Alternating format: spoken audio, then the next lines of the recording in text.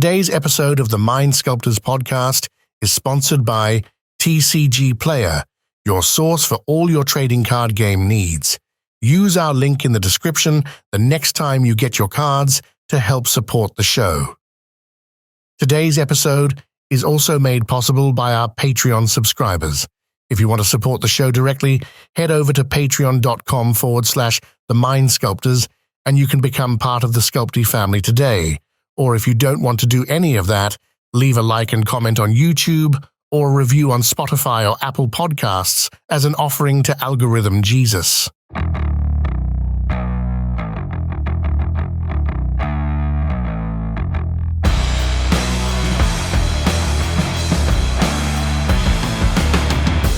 welcome everybody to another episode of the Mind Sculptors. I'm Callahan. And buckle up, sluts, it's Ian. That's what we're calling our fans now. It's no longer the SCULPTY family, it's just sluts. I mean, I'm fine calling them the anti-scooter liberation movement, but I feel like that's...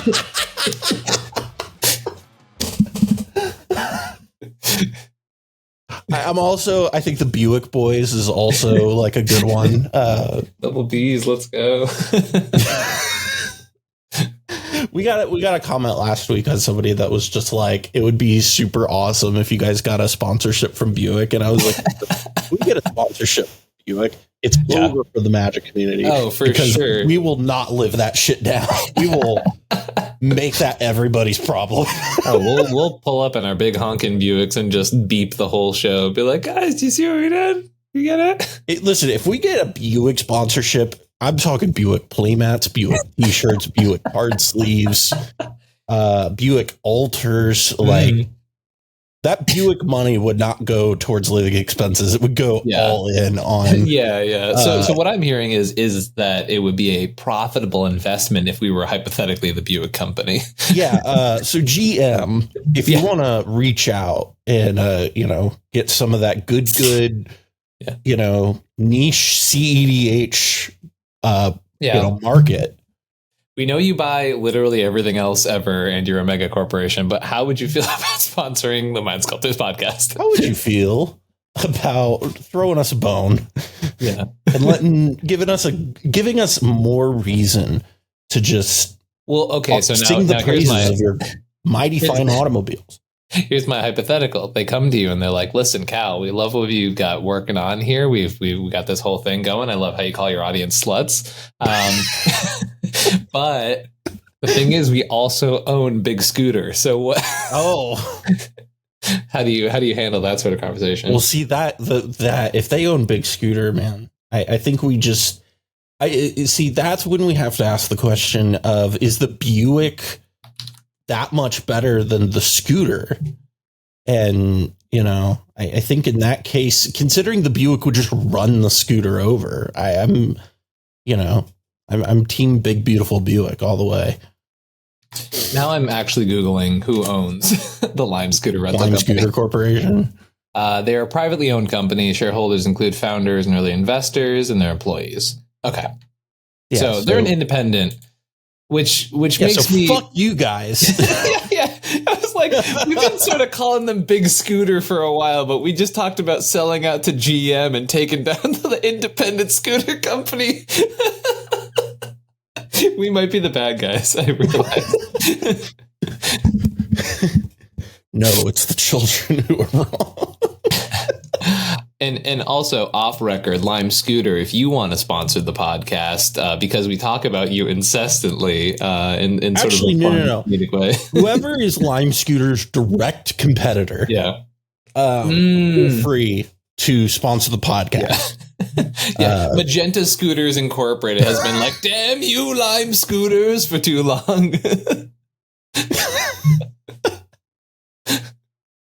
Oh my goodness. So we don't want to give them all the good stuff right away, right? Because we do know our people come here for that premium scooter content, right? Primo. We've got to break it up to keep them like like Yeah. So in the meantime, let's talk about what our top 10 decks of the past month of cEDH competition were. And so, Also, a friendly reminder for those who watch these videos, we do keep the numbers very, very much in mind for these things, right? So like this is the top 10 for May of 2024, right? So by the time this comes out, it'll be like halfway through June, right? When you were seeing this, my sound proofing has just fallen off my window. Good. Just got a nice shadow on the bottom left of your face. It's fine. Well, I'm sorry if you hear the reverberation sound now. It'll be fine. But by the time this comes out, it will be like the third weekend of June, and that's you can blame Modern Horizons for just having that like 60 fucking cards to talk about. Yeah, absolutely. But I just want to point that out because like there are going to be people who are like, oh well, something June results. What about this thing, right? Remember, we will cover June in July, right? That's how it is. It's always a post month wrap up, right? So if you're curious about any of these numbers that we're talking about and they don't reflect, we don't pre-bill. We're not a prepaid service. We're a post-paid service. Like we give you that good. If we were a cell phone plan, you would be able to finance your iPhone through us. But if you want the prepaid $25 a month thing that you get at Walmart, you got to go somewhere else. Yeah. That's not what we do. We give you premium content where you're able to get good, high quality cell phones here on the Mind Sculptor. That's great. We love that. So anyway, for the month of May, Ian, what was your honorable mention for the month? My honorable mention is a deck that Callahan has gone on several rants about. We are talking about Creek. Had one of the best months I think it's ever had. It is so I've been tracking these stats for over a year now at this point for exactly 12 months. Yeah. And this is the first time it has had a win rate that is above 15%. Oh my God. So it is also my honorable mention because it is quite notable that this is the first time it has had good results.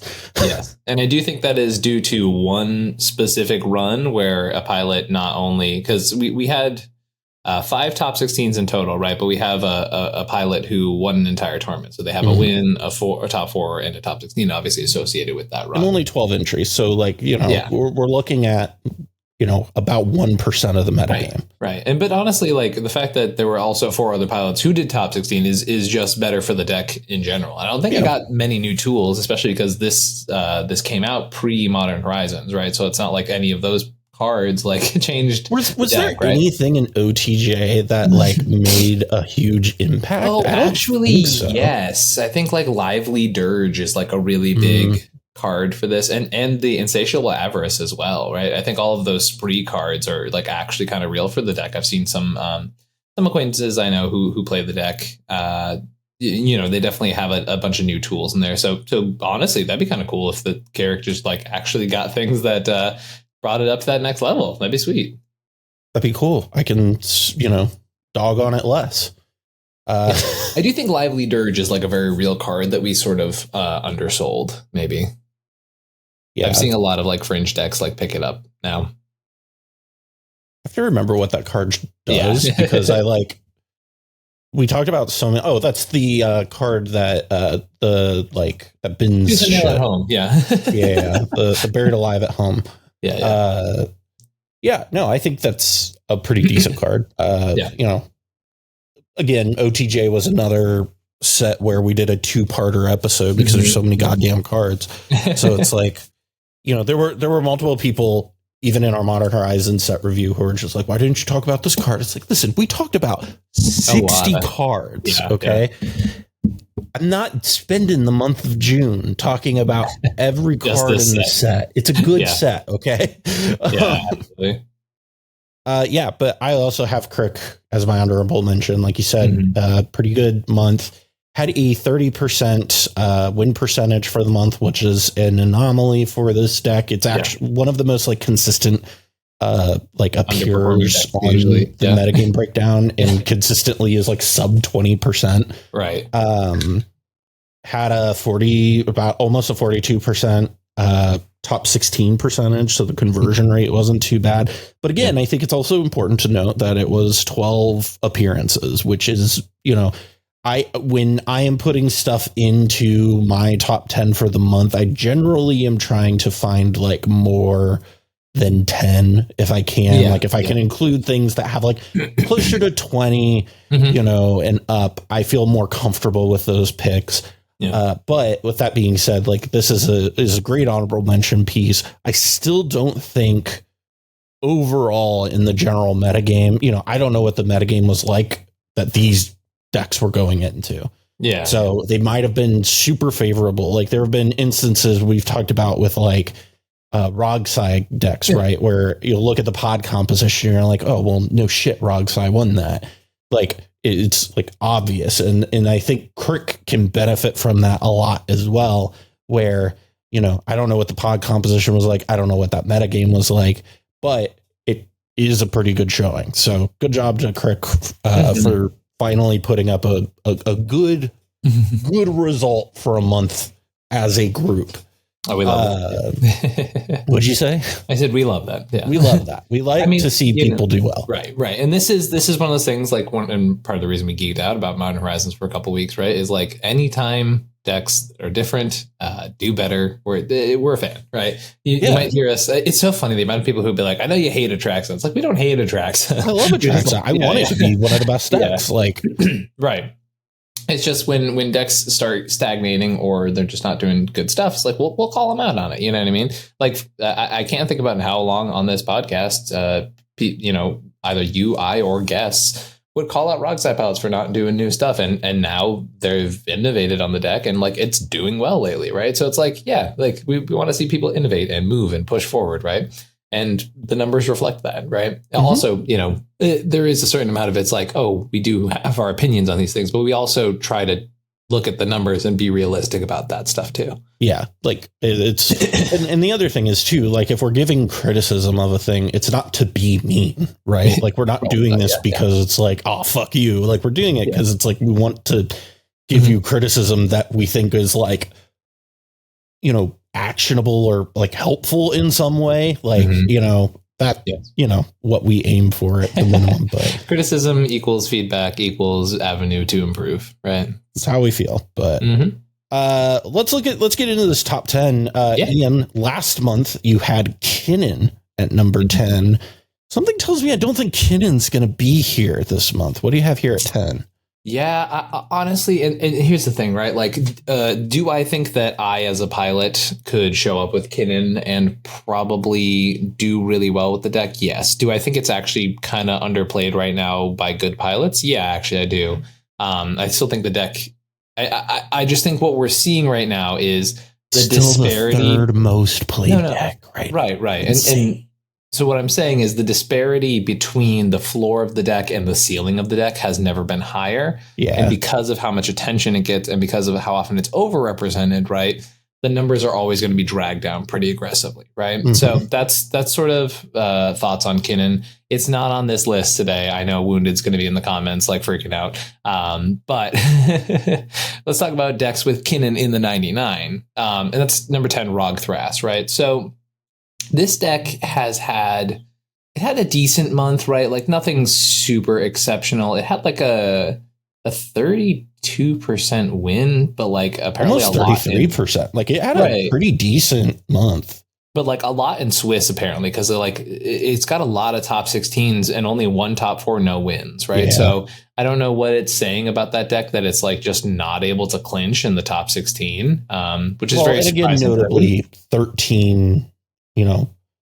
Entries. So it's like, but it's the pool I don't want to small. Right. But I don't want to take no data from that. And like the data is pretty clearly saying like, hey, we're fucking ruining the Swiss, but top 16 is making us choke hard, which is definitely not what I expect from a deck like that. I will say I've done a number of top 16 matches with this deck, and I've played it in high tables a decent amount. And I do find that it does struggle a little bit in those environments, right? Like it's feeling like how Rogsai used to feel, right? Which is, it was just having trouble finding that close, right? Yeah. In the pods where people are playing pretty responsibly. So that's kind of fascinating to me.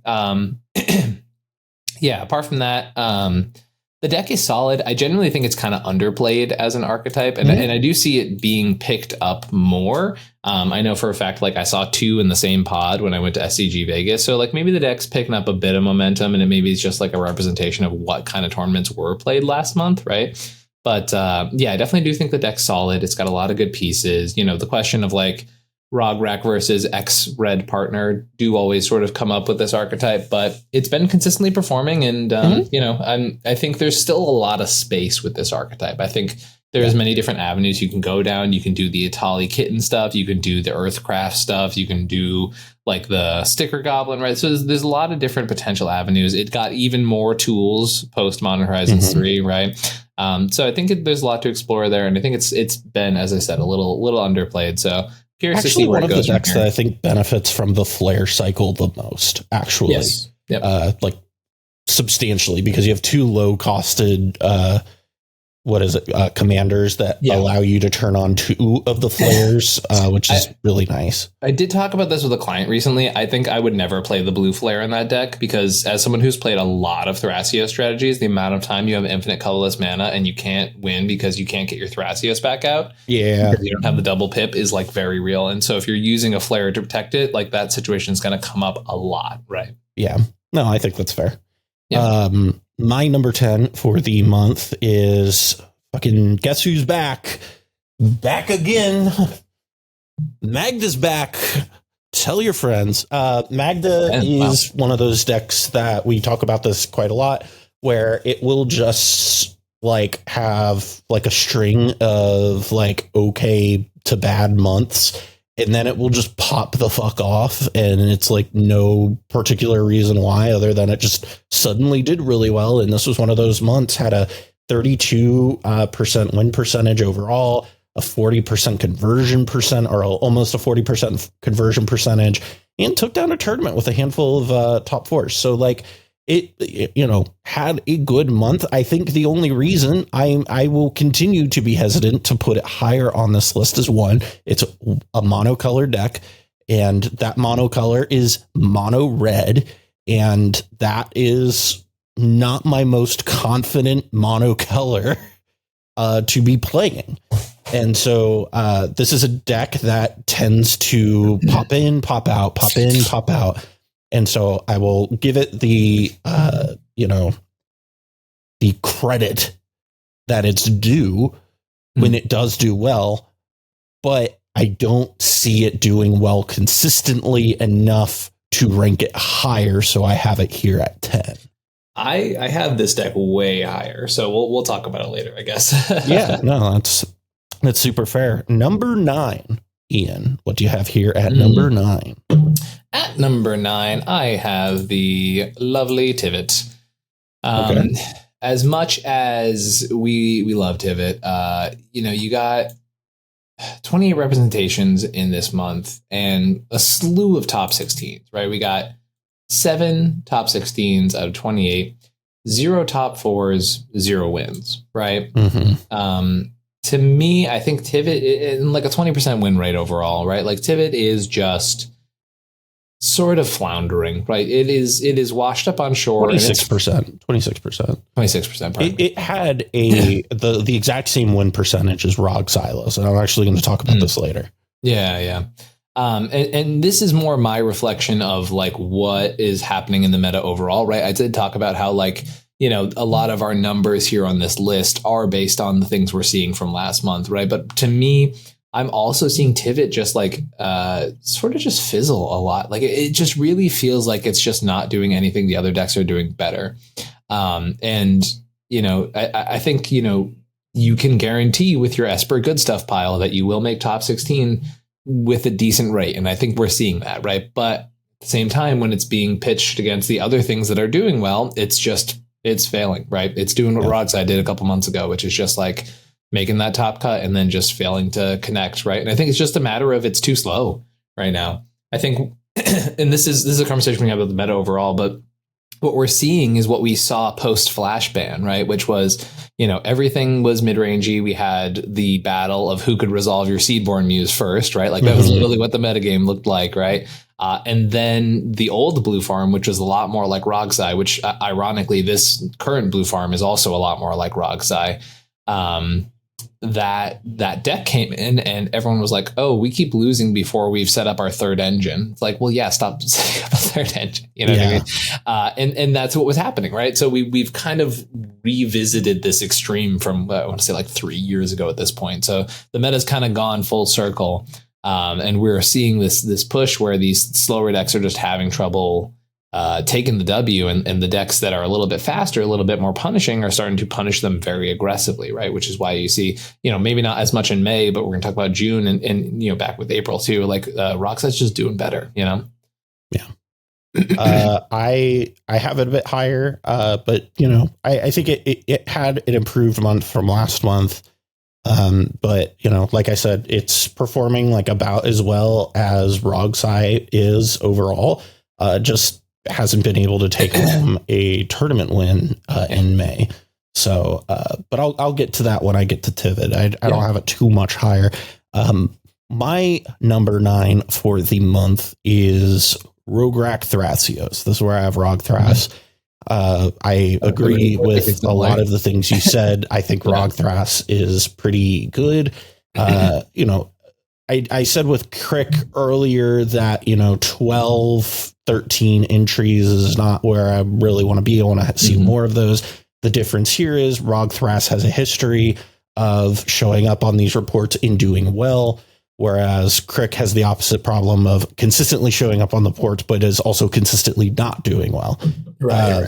Rog Thrasios is one of those decks that I see pop on and off the metagame breakdown a lot, but whenever it pops on, it's always doing about this amount. Like it's always performing along these lines. It is like right now in the metagame, the most 25% deck in the format, right? Like it to me feels like it is the deck that is absolutely representing that idea in cEDH of like, you will probably get the average pilot to get 25% of their wins on this deck.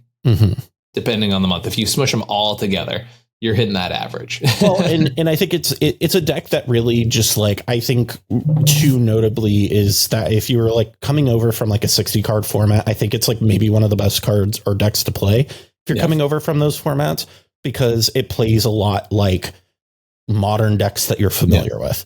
And so that is a deck that I really like. I think it's positioned really well. I've played against it a lot on MTGO, and it's a house. And I like the deck. I'm still would like to see more numbers, more consistent play from it. Kind of like to see more pilots get their hands on it, but it is still performing pretty well overall. So I have Rog Thras here at number 9. Number 8, Ian, what do you have here? Number 8. I got Malcolm Timna. Hey, this is also where I have Malcolm Timna. Hell yeah. It had a really good month. It did, finally. A win, 3. I mean, honestly, maybe I feel like maybe it's a little low, but just because it only has 14 representations, right? Also, crazy to note, once again, this is pre-MH3. That deck is also getting more tools in Modern Horizons, right? Like that a lot of tools, actually. Best, what's the blue flare called? Flare of Denial. Yeah, that's the best Flare of Denial deck, in my opinion, right? Like you have so many dorky little 1-drop pirates, right? Like, but back to May, like, oh no, my Spectral Sailor. Yeah, literally. So like Malcolm Timna had a 28% win rate overall, but like a win 3 top 4s and 5 top 16s out of 14 representations is like, that's rocking some heat. You know what I mean? Like I'm all about it. And it's a deck I've been saying for, I don't know what, 3 or 4 months now since I played it in that tournament, that I was like, I think it's underplayed and probably just having trouble with how it's being composed. And maybe, people are starting to kind of get how the build works. Yeah. Yeah, no, 100%. It's a deck that I like a lot. And I've said this a lot. We've talked about this on the podcast a lot in the past, where like from a just nuts and bolts perspective, it is just straightforwardly the most like powerful commander combo you could probably play in the vacuum. Yeah, absolutely. It is just nuts because you get both your mana generation and your card generation out of the command zone, which is huge. That being said, it is Esper, and I think a lot of the people who play it are like, oh, Malcolm Timna, man, we gotta go, play that Doomsday pile, which I have no fucking idea why it's a Doomsday deck. Why is this a Doomsday deck, but not any other Malcolm or Timna deck? Like, it just doesn't compute for me. When there are just plenty of other very good win cons that you could do. But listen, as someone who's gone really deep down the rabbit hole on Doomsday decks, they definitely have a ceiling, right? And like, I mean, that is why, like, every time I look at a Malcolm Timna list and I see Doomsday in it, I'm like, guys, come on. There are other cards that we can play that are good. Come on, we can do this. We have the technology. For sure. Malcolm Timna, solid month. Finally, kind of having the month that I feel like the deck. Like it's living up to finally what it should be doing. And that's what I like to see. Yeah, I do want to sleeve it up again soon. I think it's a very solid archetype. Yeah, 100%. Number 7, Ian, what do you have here at number 7? At number 7, we have one of the... actually, this is the only other pairing that has 2 wins this month. We are talking about Tevesh Krom. Yeah. Only 23% win rate overall, but as I said, 2 wins under the belt for this deck. It's you can see in the numbers it's a little bit odd, right? Because only 3 top 16s, 2 top 4s, 2 wins, right? So definitely indicating like basically a pilot or 2 are carrying this deck for sure. But it's hard to argue with, once again, the only other deck that got a 2nd win this entire month, right? So yeah. I left it off my top 10 specifically because it was either 1 or 2 people who had success with it. Clearly. Which is totally fine. Yeah. And that's where I was just like, okay, well, if more than them were doing well with it, it would have a better win percentage, a better conversion percentage. And that was kind of my thought with it. And I totally agree with that mentality too. I just feel like, as I mentioned, like the numbers, I wanted to at least represent the fact that it had happened. Right. Yeah. And that does indicate a certain level of like, hey, if you're comfortable with this deck, you can do good things with it, right? Pardon me. But yeah, like it's definitely an indicator to me that the strategy has the tools, but it's very pilot based. And I was talking about, I think we've talked about this a lot on the channel. Is Tevesh Krom being Grixis kind of fools people into this? Like we have this idea in the metagame where color pairings mean you are doing X, Y, or Z, right? Where you're either doing, Turbo and Grixis or Control and Esper. And it's like, that's not how it works. And Tevesh Krom is not a Timna Krom or a Rog Silas. It is closer to Tivit in how it plays. And depending on the pilot. I think the ones that are successful, though, you see them being much closer to a grindy Tivit deck than they are to a Turbo Rog side deck. And I think the issue is that a lot of people kind of trick themselves because it's Grixis and go, oh, well, I got to keep these fast hands. And that's just not how you're going to have success with a 5-mana commander and a 6-mana commander. Yeah. Yeah. I think the other thing is too, and I was talking about this with Willie Hilly, who's like another kind of prolific Tev Krom pilot he goes through a lot of these tourneys. And he and I know sort of the same thing, which is basically like people will worry about a Tevesh way more than they worry about a Timna, when on average Timna will draw more cards than a Tevesh. More cards. I think it's that alt, man. Nobody wants the Tevesh to alt because but even then, like I've seen so many people kill it when it's like 6 loyalty away from the alt. You know what I mean? It's like it's free, right? And like that is the problem with the Planeswalker and the command zone is like it's kind of free to kill it. And like I don't really fault people for just being like, yeah, why would I not kill this? I'm like, yeah, fair enough, dog. Like he got me there. Don't have an argument with you. Yeah, exactly. But, right. So that's kind of where we end up with these things. My number 7 for the month is having a little bit of a fall from grace. It was a bad month, but Atali Primal Conqueror. It's still in my top 10. despite having an atrocious month. Yeah. And the reason I keep it in my top 10 is it is a deck that I still think is very good.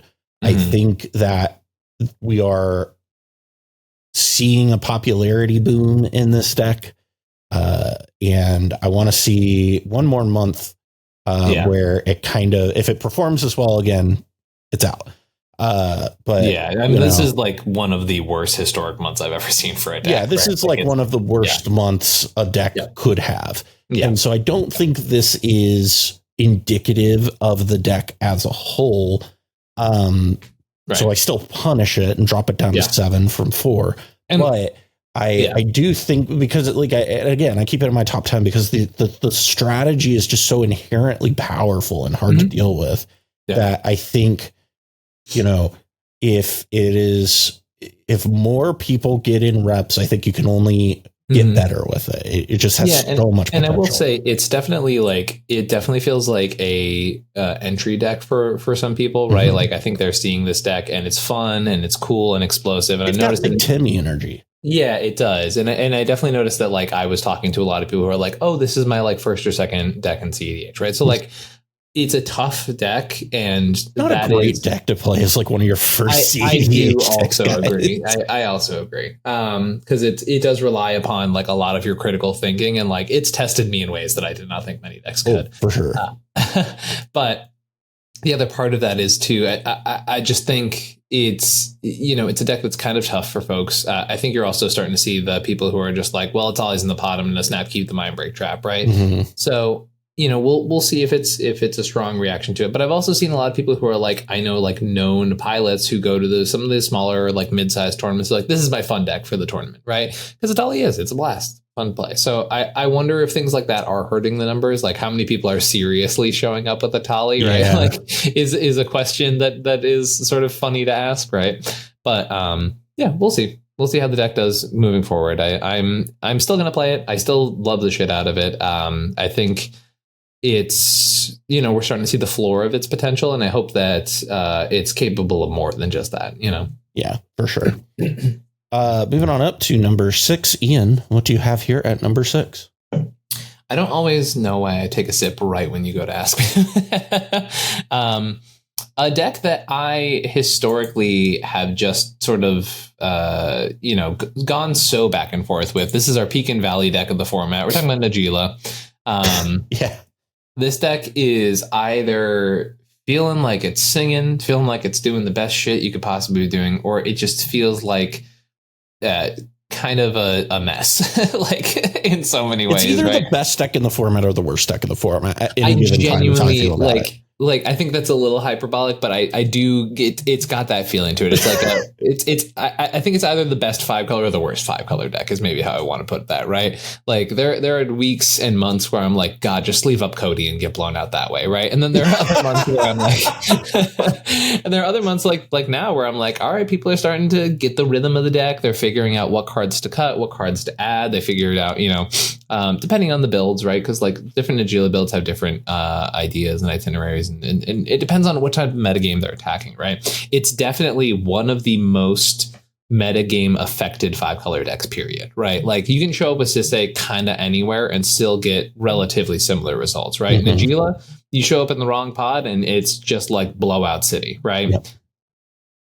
The other thing to keep in mind, and I'll talk about this when I get to Najeela, is spoilers, is as the metagame increases in speed, Najeela's effectiveness also goes up. Yes. It is a direct correlation. The slower the metagame gets, Najeela gets worse. The faster it gets, Najeela gets better. 3,000%. Also, big shout out to Larry, who's like very known for being a Najeela player for a very long time. I played against him at SCG Vegas. This is obviously a June event, but he was doing some crazy stuff with the cards from Modern Horizons 3. He was basically saying like, oh, this is I'm going to test all the Modern Horizons cards and like see what actually sticks at the end of the day. But it was a really cool list. He was playing like the new Goblin that makes treasures and like Chthonian Nightmare. It was buck wild. I loved it. So big shout out to Larry for that, because that shit was cool as hell.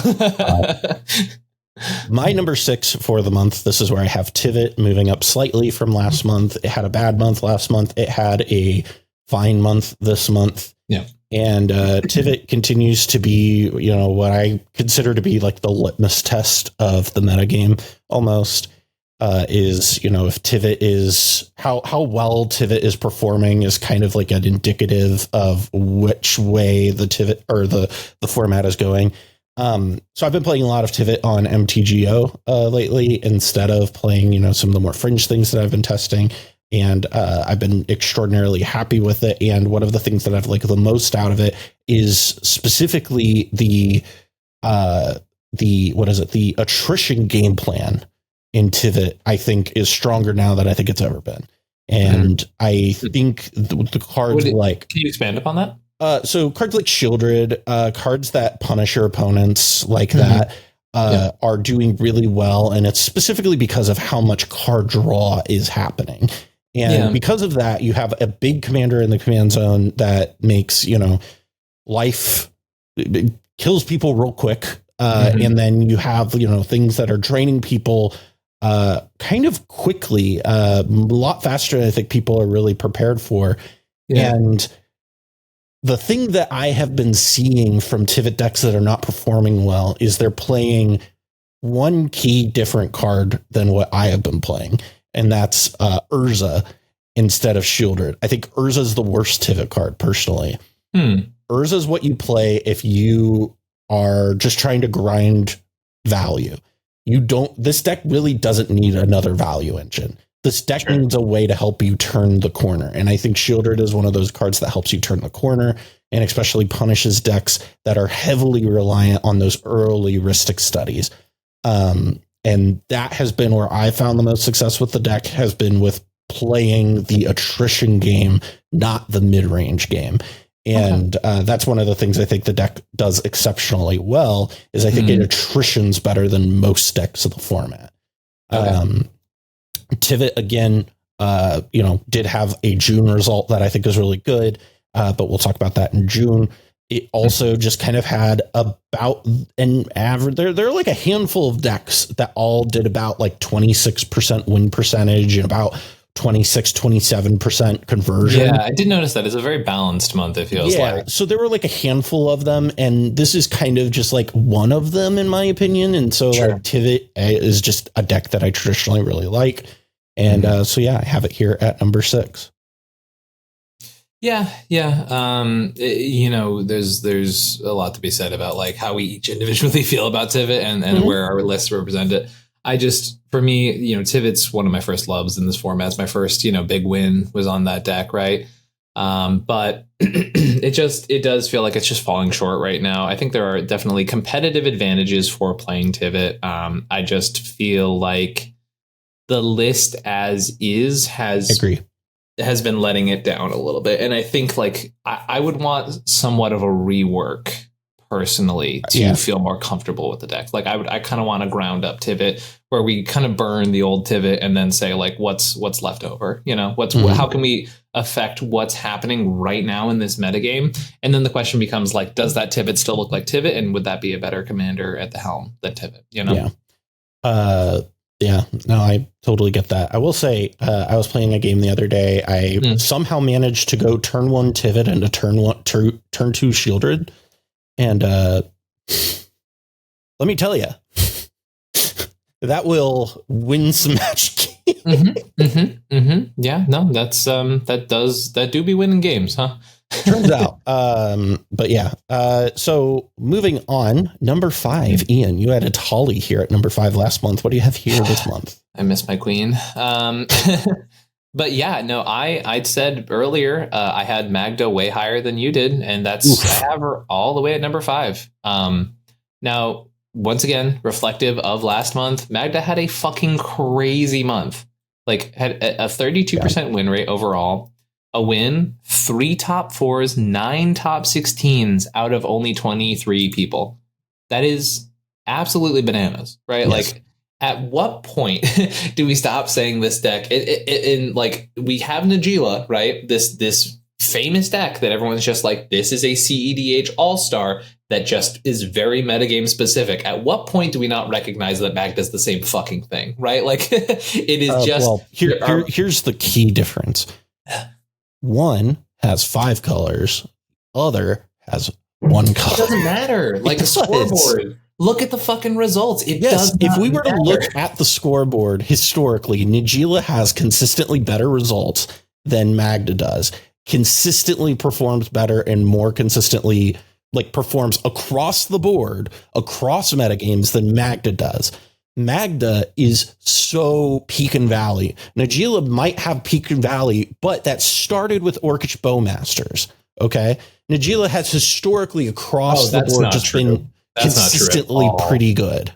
That's not true at all. Najeela has been a peak and valley deck way before Bowmasters. That is definitely a hot take. It has been all over the place in the format. It's been about blockers. It's been about how slow the metagame is. It is not about just Orcish Bowmasters. Okay, but you said scoreboard. Najeela has way better numbers. All right, let's I actually want to solve this with real numbers. So let's take the last 2 years and figure that out at some point, because I want to circle back and talk about this thing. Sure. Point being, I think Magda's results are crazy, right? Like it genuinely lately it has had between there's a 16% month, and then the next month it gets close to 30, 40, 50%, right?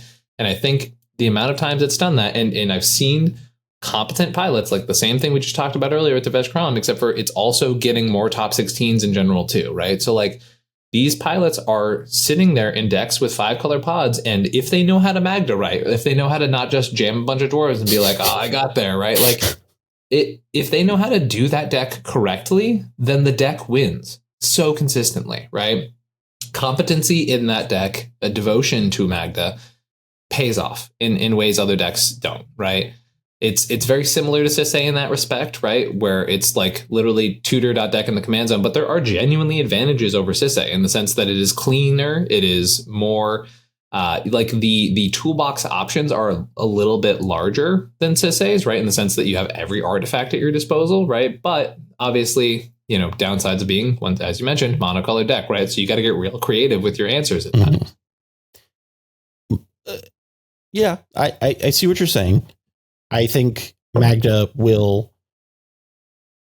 in my opinion, it's had 2 decent months in a row. So I think it deserves a spot in the top 10.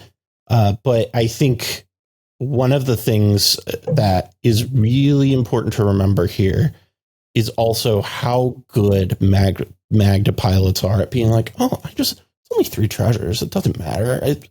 I'm not going to activate it anytime soon. You don't need to remove That's the Magda. game. That's the entire game of CEDH. I don't think that's that's anything, right? But my point here is that when people aren't buying that, rhetoric, the deck just because you can't do anything. Thoroughly. I've played so many tournament top 16s, top 4s against Magda where no one's buying the line, where it's a bunch of good players in a pod and they just get blown out by the table because someone pushes at the wrong time or someone does one thing, and it's a deck where you cannot slip up against it. It's the same way you can't slip up against Rogsai, except for the opposite end of the spectrum, right? No, I agree with everything you're saying, but what I'm saying is that this deck operates on razor thin margins, even with that being said. And so it is a deck where if you fuck up, you're back to the Stone Age. And the table doesn't buy for a minute or doesn't let you get Magda moving in any manageable way, you're not playing the game. And that is a huge difference between it and Najeela and Sisay and all those other things where, Sisay, if somebody lands, a Grafdigger's Cage or one of those sorts of effects, you have plan Bs. If Najeela comes down and people have blockers, is it harder? Yes. You have plan Bs. Magda doesn't have a backup to Magda, right? Magda has the, if Magda's not playing, they're not playing. Sure. I don't know that I quite agree with that assessment, but I feel like we're sort of pulling hairs at this point. Yeah, so we don't need to get in the weeds about forward. it. But, I see what you're saying. I think 5 is high. feel like 5 is high, but yeah. So once again, part of the 5 is like representing the fact that like this month specifically, it did very good. And like across the board, a bunch of other decks shat the bed that we traditionally associate with good performances. Right. So I'm going to represent that by putting it at a place in which like this is the assessment for May. In May, it made a bunch of consistently good meta decks look like a bunch of fucking clowns. So like, why not put it high? Right. Speaking of Callahan, Traxa. Yeah. That's what I'm saying. Like there's people who will sing the praises of these decks. And meanwhile, I've seen Atraxa absolutely clown on some people, right? But apparently it's with good pilots and good pilots only, because like the deck is just not doing well, right? Talian's the same thing, right? Like in a vacuum, I think you can take someone who's like a specialist, like Wounded or something, and like obviously his first Talion thing, he went and crushed his first win in a big tournament, right? Then you give it to another person who is forced to play control in a an anti-control format, I'll argue. And it's not easy, right? Like it's like the reason why like Shauna there's so many people that I see who play the format and just think that you can we really need to do a how to play control in CEDH episode, because there's so many people. We get a lot of requests for that episode, so maybe we'll work on that. But it's just one of those things where you and I need to go into a tournament, play a control deck, and then have like fresh examples in mind, and then come back and bring that information. The other thing is that if we're going to make that episode, Ian and I are going to have to go into like a fucking bunker and like work for a while, because that's an episode where we need fucking notes. No, super fair. And I think that's the other thing too, right? Is like, we just mentioned, like, this is not something that you're just going to pick up off the street, slap a fresh coat of paint on it, and then like take it out for a spin, right? Like it's not easy, right? Like it is not a deck that you can just pick up. Deck. Yeah, well, I wasn't talking about Magda. I was talking about control decks, but Magda, that too. Magda is also another deck where it's like, if you're trying to like activate everything at sorcery speed, and you're like, what does my deck even have at this point? It's like, you're not doing the thing, right? Like you got to know with your opponent's spell on the stack, if I crack 5 treasures here, it's like, they're so dead, right? Like it's the same thing with Sisse. I tell this to my people I work with on that deck all the time, where I'm like, I know exactly what I'm tutoring for before I tap 5 mana, right? Like it does not matter. There are some times where I look through and I have to like figure it out because it's a really nuanced interaction. But 99% of the time I'm like, I'm going and grabbing this thing, which is answering the problem. It's not, I'm going to go look through my deck for a solution. Yeah. If you're doing that, you're in bad shape. Yep. But moving on to number 5, this is where I have Najeela at number 5. Najeela, is higher than I would generally feel comfortable placing it. But again, like you were saying, a lot of decks kind of shit the bed this month, and it just didn't. And so I feel like I can't, not reward that, fucking 30% win percentage is, no matter which way you cut it, it's still 30% win percentage. Yep. But overall, I do think Najeela is still, we're not quite in a turbo meta game yet. And I don't know that we're going to get to a turbo meta game. I still think we're in a mid-range hell. It's just a little bit faster, and you have to be able to turn the corner. You can't just draw cards and expect to win. Right. You're in mid-range hell, but there's a bunch of little guys in the corner with little ankle shivs. And if you slow down too much, they're going to get you. That's an unfortunately apt metaphor.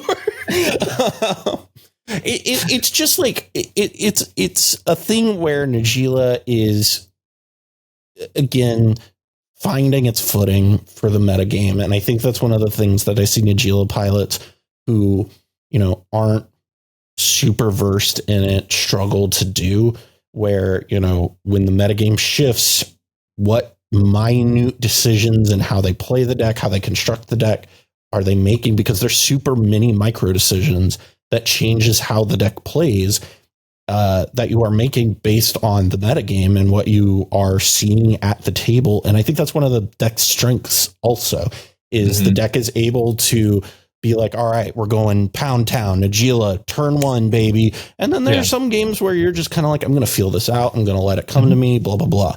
And the key to a good Najeela pilot is knowing that difference. But Najeela at number 5 had a good month. I like seeing Najeela do well. It's a deck that, I enjoy playing.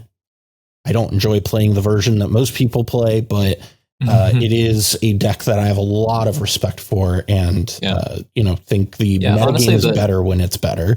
Yeah, I think the version that I like the most is definitely like close to what Memo brought to Pun City, right? Like the much more the mid-rangey, like, Chatterfang-esque version of the deck, right? I personally still really like playing the Najeela pod variant because of the way that if combat isn't working, fine, here's pod, deal with it, right? Yeah. Like, I think that is one of the things that I really like about the deck is that is a variant of it that I'm very, very... I mean, Rectors are better than ever before, so 100%. It's actually worth re-exploring that deck. Yeah. But that is a thing that I will probably pull out at some point. I'm like testing stuff for the 10K in Columbus in August. So, yay. Yeah, it's Najeela here at number 5. Ian, number 4. You had Kenrith here at number 4 last month. What do you have this month? Wow. So yeah, big swing on this one. I've got Kenrith here at number 4. Hey, me too. Kenrith didn't have a great month, didn't have a bad month per se, right? 8 top 16s, 2 top 4s, right? This is more allegorical, but like every person I've like worked with Kenrith on has been like, hey, like I played it and the deck felt really good, right? And then I brought it to several of the Cash for Clash tournaments that I played last month, which I guess some of them probably are on these results, I would assume. I'm not sure how many of them. I know at least one of the top 4s is due to my own, but like deck still feels very good. I have no problems with it. There are definitely aspects of it that are a little tough, specifically being if your opponents do go into the Turbo Greed plan, it is hard to like 3v1 with Kenrith. Like it's not a deck that's very good in that aspect, but as long as you are like have at least a respectable player in the pod, you should be okay, right? The tough parts is like bad dockside count plus the need to win early. It's like you've got a Turbo Breach or you're done, right? So that's definitely something to sort of think about with this archetype. But I still think it's got a lot of tools, right? Like the fact that, even if you are off the Thoracle Consult stuff that like I'm off of, which is like, I know still kind of a hot take with that deck. It's nice that you still have the win with Breach on the early turns plan, right? So like there's a lot of stuff there. It's the most flexible deck in the format, I think, by far, right? You can play Turbo Kenrith, you can play Pod Kenrith, you can play mid-range Kenrith, you can play Druid Breach if you really want to. Yeah, you can really go pretend that Hermit Druid's still okay. And like there's a lot of flexibility with that archetype, right? And I think Kenrith has a lot of tools. I still think it's a very solid deck. And even though, once again, it had kind of a middling month, it's one of those decks. And this is kind of where my bias comes in, right? I could sleeve this up tomorrow, bring it to a tournament and feel very confident about that decision. Yeah. Right? So. Yeah, same. I think it's a deck that, again, we talked about it on the podcast a few weeks ago. But Kenrith is a deck that I think is just kind of always doing well. And I've kind of held it in my top 5 for a while. Is as a deck that I just have a lot of respect for. I think that it's actually had its worst month in like 7 months, which is like shocking. But it is still doing okay. It's very highly represented. And again, maybe this is some bias towards the deck, but like I think that it is just well positioned generally. And I like seeing where the deck is overall.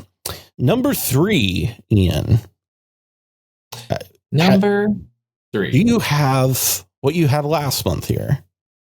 What was it last month, Roxai? Yeah. Same. I mean, it's doing really well right now. It's going to be probably the same in June, realistically. I realistically don't think my top 3 are moving very often. Same. The only thing is I'm pretty sure my 1 and 2 switched from last month. Yeah, you had Sisay at number 1 and Timid. I think Blue Farm's passing Sisay as my number 1 right now. Sisay had a rough month. Sisay, I mean, I still think it was a very good month, right? Like, am I crazy? It was still it was okay. Let me clarify that statement. Sisay had a bad month when it comes to after the cut. Pre the cut, it did great.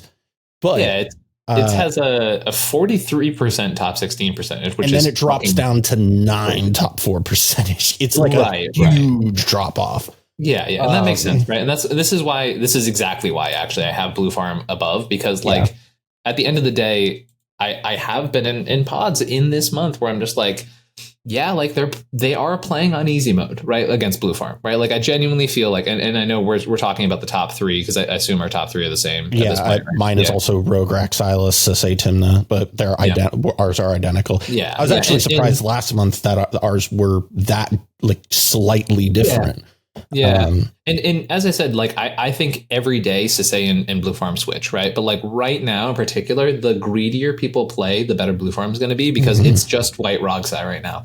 And it's a very punishing deck, except for it gets Grand Abolisher and Ranger Captain and Esper Sentinel, and those cards fuck. Like, and it also can, like, if they get into a pod where it's a slow game, like this is why I think Timna Crum's the best deck in the format, and it's not even close, is the fact that it can do a turbo plan if it has to. Yeah. Because if it sits down in a greedy pod, it can play in that pod.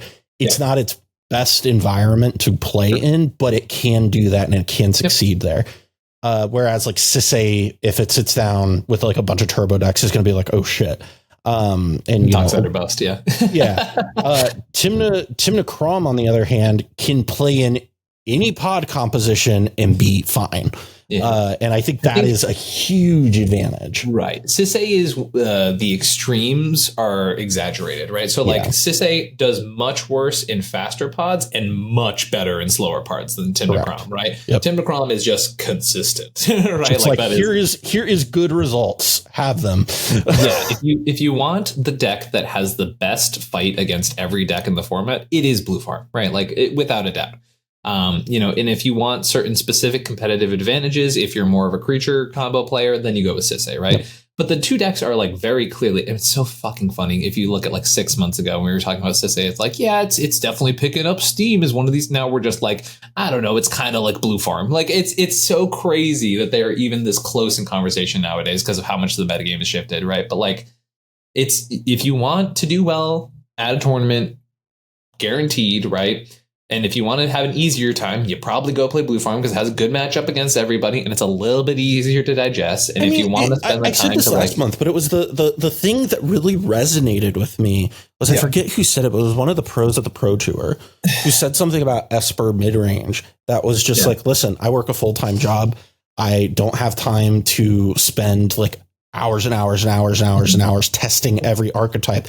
I need a deck that I can just play that I know will do well. And Esper midrange is that deck in standard. Similarly, Timna Crom is the same thing. Sisay is one of those decks where you got to get your reps in or else you're going to struggle. Timna Crom, on the other, and Rogside's the same way, right? Rogside's a deck where you got to get your reps in or you're going to struggle. The people who are doing well on Rogside right now are people who have hundreds, if not thousands, of games on that deck, right? Like just that they live and breathe that deck. Conversely, I found the word eventually. Conversely, Timna Crom is the deck where if you have a like decent understanding of how to play cEDH at like a baseline level, you can play Timna Crom. There is a reason Brian Koval plays Timna Crom and doesn't play Tivit, right? Like he has said as much is Tivit requires a lot more effort and a lot more work and a lot more understanding. Timna Crom is just good. And that is the synopsis, right? Is you have one deck that is just good and you have another deck where all these other decks, you got to be able to understand the micro decisions, understand when to push, when not to push, blah, blah, blah. And Timna Crom has those decision trees, but you don't get punished nearly as hard with that deck as you do in these other decks. Mm-hmm. Yeah, no, I mean, you succinctly summarized it, right? And I mean, like, like the decks are just doing well, right? Like they're definitely like the 3 decks that are, you sit down with them in the pod and they command a certain level of respect because they're going to hurt you on an axis, right? Timna Crom is just going to play good Magic well, right? And that's the deck that's going to hurt you there. Sisay is just going to be inevitable unless you really treat it like it's a parasite. And then at that point, it's like, oh, well, now I'm overreacting to Sisay and I've died to something else, right? And then Rogsai is like, turn 2, turn 3, or bust, right? And like, yes, I know that is an exaggeration, blah, blah, blah. There's more nuance to it. But like realistically, that's the window, right? And the deck is really good at saying like, oh, you just gave me a window. And it doesn't matter if it's actually turn 2 or turn 3, or if you wait and you have Born Upon the Wind or whatever, right? It's like, give me a window and I'm going to take it. And that's what that deck does very well, right? So these three are definitely shaping the format right now, and we're seeing that. There's other stuff on these lists that I would be happy to bring to a tournament, right? But these three decks that we're talking about right now are definitely sort of the pillars in which the format's standing on, and it's a matter of like dealing with each and every one respectively, right? It's so funny. I think back to when Commander Legends came out, and you remember when Rebel released that video doing the like funeral for Sisse. Yeah. That was her big first video she did, I remember. And it's so funny to see that like now, like there was a period of time where like people kind of thought Sisse was a fringe deck to begin with. Yep. Then Opposition Agent happened. Oh, you can't play the deck at all. And now we're sitting here looking at it. It's like one of the fucking best decks in the format. And I think it goes to show, first of all, I think the average person's like card evaluation is just not great. But I think this is a really good example of how like some of those things about like, these silver bullets, you're going to lose toners. So it's like accepting that, Opposition Agent sucks. We're going to deal with it and it's fine. Yeah. And I will throw this out here too, right? Like there was not a lot of talk on Sisse, right? I know there were some really freaking good pilots who were playing this deck and doing pretty well with it. Malcolm tops 4s with it at Pun City 2, right? Which is what brought it to my attention, right? And then I was able to top 4 with it the first tournament I ever brought it to, right? And you see the momentum of the understanding of me being like, okay, hey, here, look at this video. This deck's actually really fucking good, right? Yeah. And then like attention. And then we have people who have either been working on it before or are jumping onto the archetype now. And they're like, oh, wait, this is kind of interesting. And you see the momentum build, right? But it started with Malcolm being a devoted pilot to a deck people considered kind of fringe. And pushing a deck that people were not taking seriously to the point where it got some attention and then picked up momentum and snowballed to now being one of the top 3 decks of the format, pretty arguably one of the top 2 decks of the format, month after month, right? So this is why I like to soapbox here for a minute. This is why I'm always pushing this space. This is why we are always trying to push on the boundaries of what is understood as cEDH. And this is why we are critical of things. Yeah. Right. And it's like pointing out the flaws of a deck is not to say this deck is bad. It is to say, can we address this problem with this deck so that it can be here at number 3, so that it can be pushing against Tim Necrom, so that the format can be bigger? Because there are a lot of times where I've heard even in franchise players be like, oh, fuck, it's just Tim Necrom's format. It's like, it doesn't have to be. We can keep pushing on the boundaries and find new tools and find new understanding so that there are things that can challenge what is considered the best things to be doing. Right.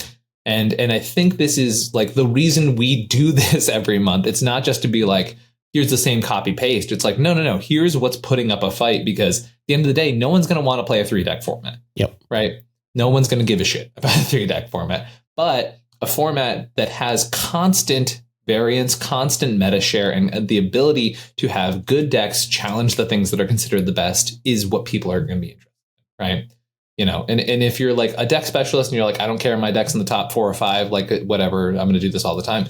That's good for you, but that doesn't mean everybody, right? Like the amount of people who are playing this format because people like myself play Datali, because they want to do new stuff, because Winota fucking exists. I mean, I can't even tell you how many people jump into the format because of Winota, right? So if you want people to play your format, if you want your format to be interesting and entertaining, and you want to have different games, you want to have people playing this format, means you got to push on the boundaries, right? And that's literally what I've been trying to do since day one. Well, that was like we had that comment like a few weeks ago about somebody who was like, why are you playing Arden Vile Smasher? And it's like, because you're like trying shit to see, like, it's not because you think it's the best thing. If I was only playing what I thought was the best thing, I would only play Tim Necrom, and that would be it. I would never play anything else. But I don't want to do that. I want to push the format and see what room it has. One of the things I've always done when I'm brewing is I try to go to extremes on ideas, and then I dial it back from there.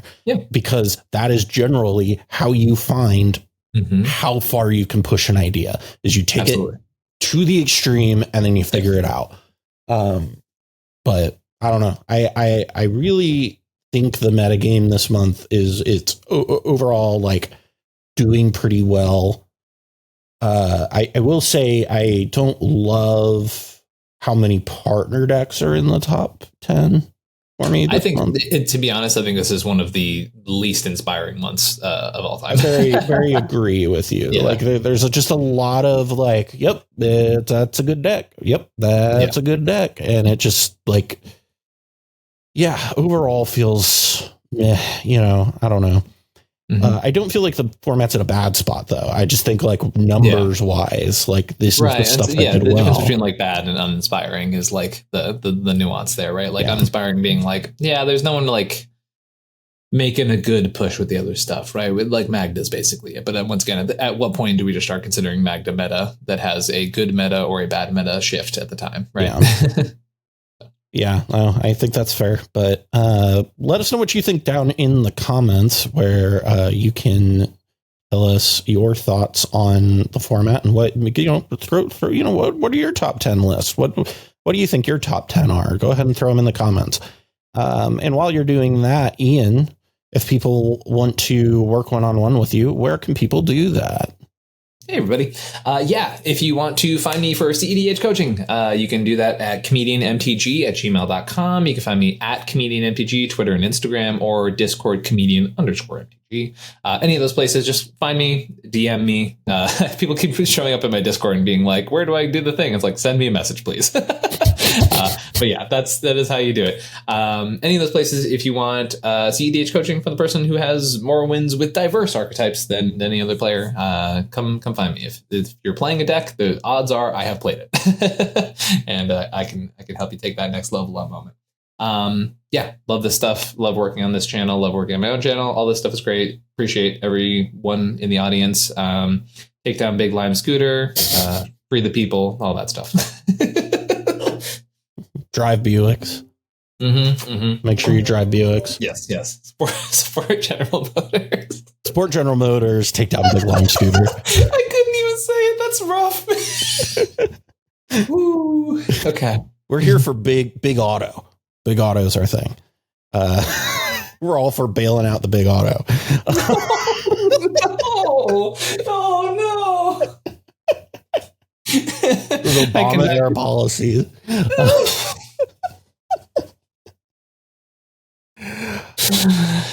Well, this was the last episode of the Mind Sculptors.